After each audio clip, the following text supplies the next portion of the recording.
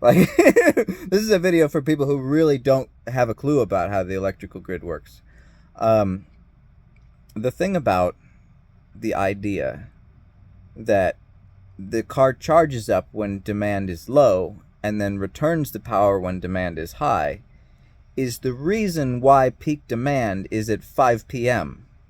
It's because everybody comes home from work and they turn on the shower and they turn on their electric range and they turn on their TVs and their lights and they kick their air conditioning back into full gear. And what do they do now? Well, if you have an electric car, the first thing they do when they get home is they plug that sucker in.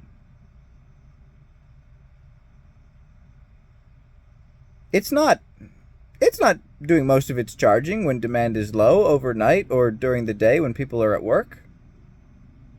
The school buses, like this is a perfect example. School buses operate in a very predictable manner. We know when the school bus schedule is. The school buses work hard in the morning, and then they sit around all day, and then they work hard in the evening, and then they sit around all night. Do you think that the school buses are putting power into the grid as everyone's leaving school and work? No, they're out doing their route. They're out driving around then. In the morning and in the evening, when demand is at its peak, the school buses are not plugged in. But you know when they do their charging is in between those times. They do their charging in the middle of the day and then also at night.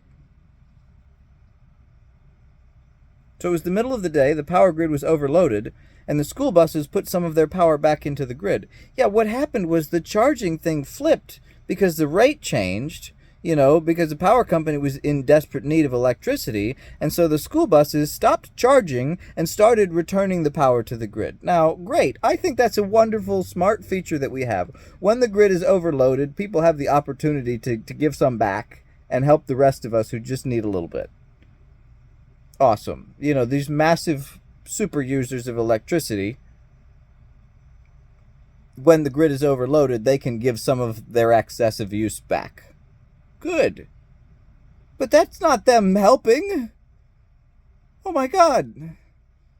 And I said, literally, these people are trying to teach me about wisdom and knowledge and intellect. But they can't understand that 10 minus 8 plus 4 is not you making the number go up. They're like, oh, but we gave 4 back. I'm like, but you took 8 out. That's why the power grid was overloaded. Because of you. No, you didn't charge it up at night. It's a school bus. You drove it in the morning. And then you plugged it in. Why do they plug them in? Because they need to charge. and I just want to bare my soul on this.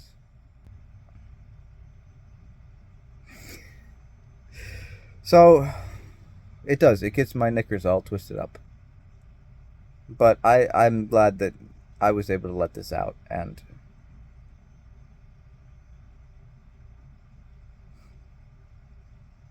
I wish I could explain it to these very ideologically manipulated thought slaves that think they're so smart, that they understand that if you take a battery and you charge it up off the power grid and then you put some of that power back in, that you've made the power grid better. What they don't understand is how much of the actual energy is lost in transmission and conversion and retransmission. You have to take the power, you have to take the 480 volt supply, drop it down to 240. Again, put it through some, I don't know what a voltage a Tesla charges at, but it's not 240 volts of AC. It's a DC charger. And so you have to then convert it from AC to DC and to the right voltage. And then you charge up the battery, and the transmission lines lose energy, and the voltage conversion for the power company's transformer loses energy. And then the voltage conversion and the AC-DC conversion loses energy. And then charging it into the battery heats up so much that sometimes they catch on fire. That is energy being lost. And then Then they do it backwards. Then they say, okay, now we're going to turn it back into 240 volt AC, and then we're going to turn it back into the 480 volt AC and send it back to the power company, and then we're going to send it back to the somebody else and convert it to 240 volts again, so that they can then charge their electric car, which is why the power grid is overloaded. And they're like, we did it, we fixed the energy crisis. And it's like,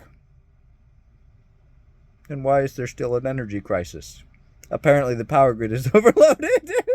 And I also just, it blows my mind. It's like, that's why in liberal places where they have so many electric guitars, I wish that was what California loved, was Aerosmith, but that's not what they love. They love electric vehicles. In California, where they have so many electric cars, they love the Tesla, but they hate Elon Musk. They're very confused people. They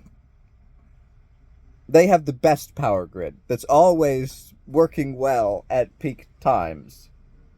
They're the only state that has to turn the power grid off because they don't have enough. What is a rolling brownout? I live in Virginia, where we have the most data centers. We still don't have that much problem. Meanwhile, California would have you think that they have solved the problem with renewable electricity and electric cars, but actually Texas is our country's leader in renewable electricity production. Texas. You couldn't make it up, folks. I was surprised to hear that too. But the state with the most solar and wind and renewable power generation is Texas. And their power grid, let me tell you, they don't have a lot of electrical cars. They have a very stable baseline conventional power grid that they have added renewables to. Their power grid can power whatever they need all the time. And let me tell you, people in Texas, they do have bigger houses. They have bigger, just crazy ideas. They probably use a fair amount of electricity. They have bigger air conditioners, I'll tell you that. So it takes a really intentional ideological commitment that I will commit to this cult beyond reason, beyond common sense, beyond evidence. And that is not the sign of an intelligent person. The ability to learn can be restated as the ability to change what you believe. Leftists don't have that. They don't have high intelligence. They have great hearts. They do. Not all of them, but many of them have very big hearts.